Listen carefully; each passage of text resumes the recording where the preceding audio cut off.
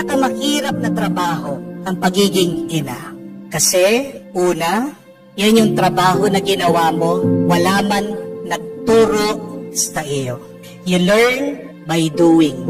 Kahit na sinabihan ka ng iyong ina, meron pa rin mga bagay na hindi maituturo sa iyo na malalaman mo lang sa karanasan mo sa pagiging isang ina. Amen? Pero pangalawa, yan yung trabaho na walang pahinga. 24/7. Walang bakasyon, walang sick leave, kahit na konti ang tulog mo, kailangan mong magtrabaho, ikaw ang unang nakagising, ikaw ang huling natutulog, lalong-lalo na pag wala pa sila sa bahay, inaalala mo sila, iniisip mo sila, binabantayan mo ang pagdating ng iyong mga anak.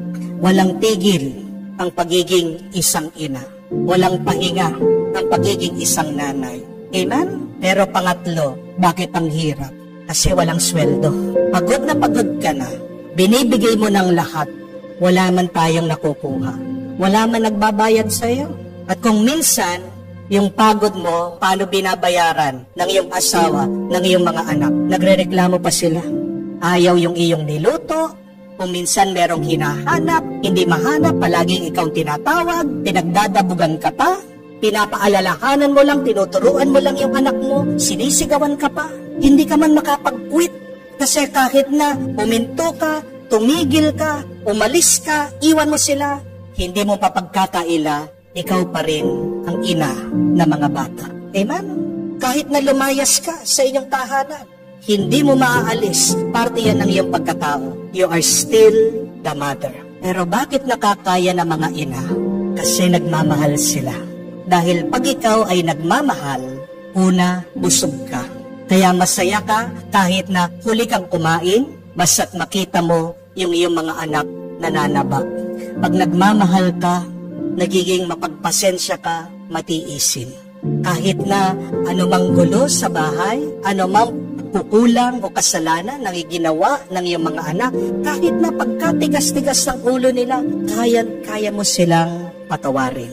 At pag ikaw ay nagmamahal, palagi kang may gana, palagi kang malakas.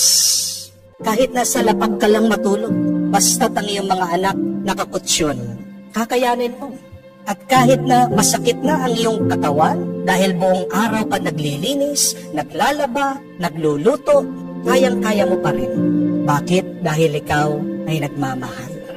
Pero kung tatanungin natin ang ating mga ina, humihingi ba sila ng kapalit sa kanilang mga ginagawa, sa kanilang trabaho, sa kanilang pagsasakripisyo? Ang sasagot nila, hindi. Kahit na hindi mo sila bayaran, hindi sila naghahanap ng kapalit. Kaya masasabi natin, kung gusto mong maranasan ang tunay na pagmamahal, maghanap ka ng ina. Pagmasdan mo ang isang nanay. Balikan mo, lapitan mo, manatili ka sa iyong ina. Yan ang tunay na pagmamahal. Pero ano ba? Yung kahit na konting pasalamat, mahirap bang gawin yon bilang sukli sa kanilang pagmamahal? Ano ang paalaala sa atin? Kung tayo ay sumusunod kay Kristo, sana tandaan natin, alalahanin natin ang ating mga ina, lalong-lalo na pag tayo'y nahihirapan. Ang ating Panginoon habang nakapako, nakabayubay sa krus, hindi niya nakalimutan ang kanyang ina. Madalas, pag meron tayong problema, huli nating naaalala ang ibang tao. Palagi nating iniisip ang ating sarili.